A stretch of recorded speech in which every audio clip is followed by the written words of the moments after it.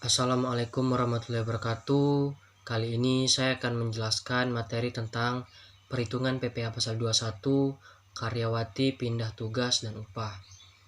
Dosen pengampu Dr. Wirmi Eka Putra, SEMSI, CIKNR. Sebelumnya, perkenalkan nama saya Arya Satria, NIM C1C020078. 2. Pembahasan 2.1 Perhitungan PPh pasal 21 untuk karyawati.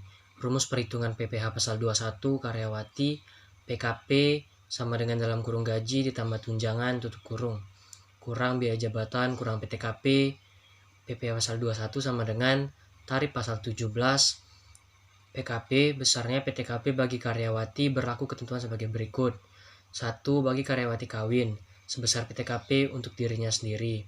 2. Bagi karyawati tidak kawin sebesar PTKP untuk dirinya sendiri ditambah PTKP untuk keluarga yang menjadi tanggungan sebelumnya. Dalam hal karyawati kawin dapat menunjukkan keterangan tertulis dari pemerintah daerah setempat serendah-rendahnya kecamatan yang menyatakan suaminya tidak menerima atau memperoleh penghasilan. Besarnya PTKP adalah PTKP untuk dirinya sendiri ditambah PTKP untuk status kawin dan PTKP untuk keluarga yang menjadi tanggungan sepenuhnya. Contoh, Tanti Agustin adalah seorang karyawati dengan status menikah tanpa anak, bekerja pada PT Dharma Utama dengan gaji per bulan sebesar 8.500.000. Tanti Agustin membayar iuran pensiun ke dana pensiun yang pendiriannya telah disahkan Kementerian Keuangan sebesar 50.000 per bulan, berdasarkan surat keterangan dari pemerintah daerah atau Pemda. Tempat Tanti Agustin berdomisili yang diserahkan kepada pemberi kerja diketahui bahwa suaminya tidak memiliki penghasilan apapun pada bulan Juli 2016 selain menerima pembayaran gaji, juga menerima pembayaran atas lembur atau overtime sebesar 2 juta rupiah. Perhitungan PPh pasal 21 bulan Juli 2016 adalah sebagai berikut. Perhitungan PPh pasal 21, gaji per bulan 8.500.000, lembur overtime 2 juta rupiah, penghasilan bruto 10.500.000.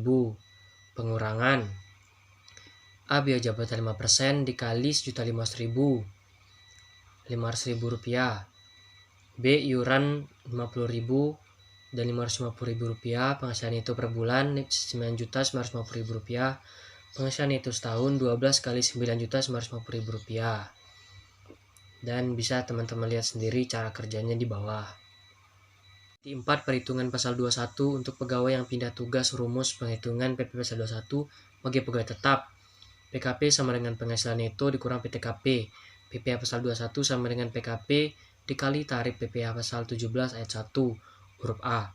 Perhitungan PPh 21 bagi karyawan yang pindah kerja atau pindah tugas terkadang memerlukan ketelitian.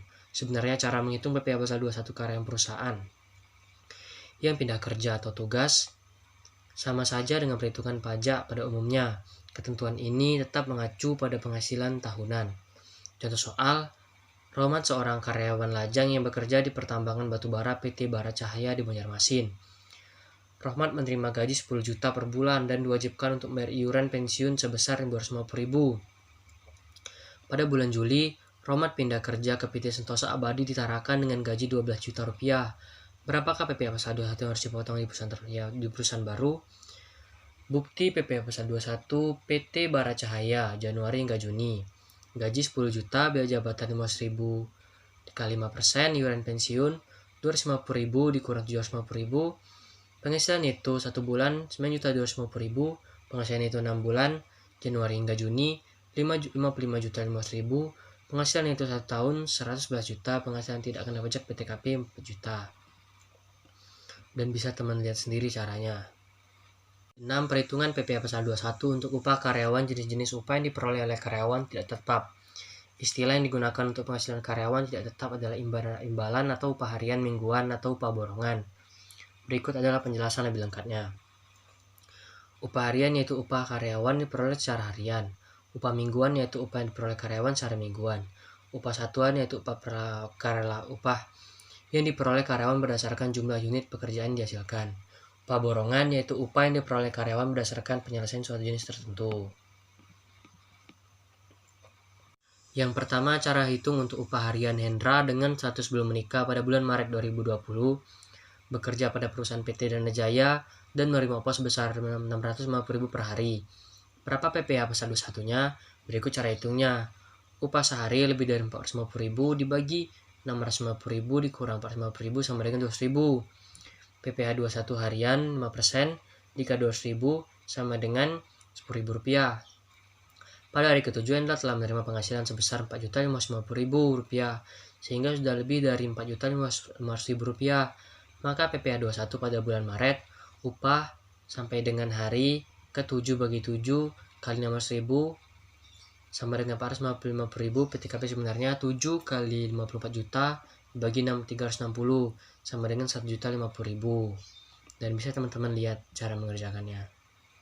Yang kedua, cara hitung untuk upah mingguan dan upah satuan Glenn adalah seorang karyawan sebelum menikah.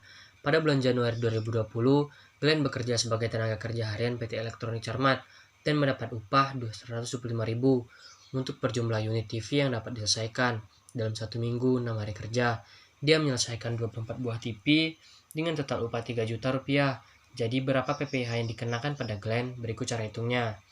Upah per hari 3 juta dibagi 6 500.000. Upah di atas 450.000 dibagi 500.000 dikurang 450.000 sama dengan 50.000. PPh terutang 6 kali 5% dikali 50.000 sama dengan 15.000. 3 cara hitung untuk upah borongan Doni mengerjakan sebuah event tahunan dengan upah borongan sebesar 950.000. Pekerjaan diselesaikan dalam 2 hari. Berapa PPh 21-nya? Upah borongan sehari 950.000 dibagi 2 sama dengan 475.000. Upah di atas 450.000 dibagi 475.000 dikurang 450.000 sama dengan 25.000. PPh terutang 2 dikali 5% dikali 25.000 sama dengan 2.500. Dan juga ini ada cara hitung untuk upah bulanan. Dewi sudah menikah tapi belum memiliki anak, bekerja pada agensi periklanan dengan dasar upah harian yang dibayarkan bulanan. Dalam bulan Januari 2020, Dewi hanya bekerja 20 hari dengan upah sehari sebesar Rp250.000. Jadi berapa PPh Dewi di bulan Januari? Berikut cara hitungnya. Upah Januari 2016 bagi 20 dikali 250.000 sama dengan 5 juta.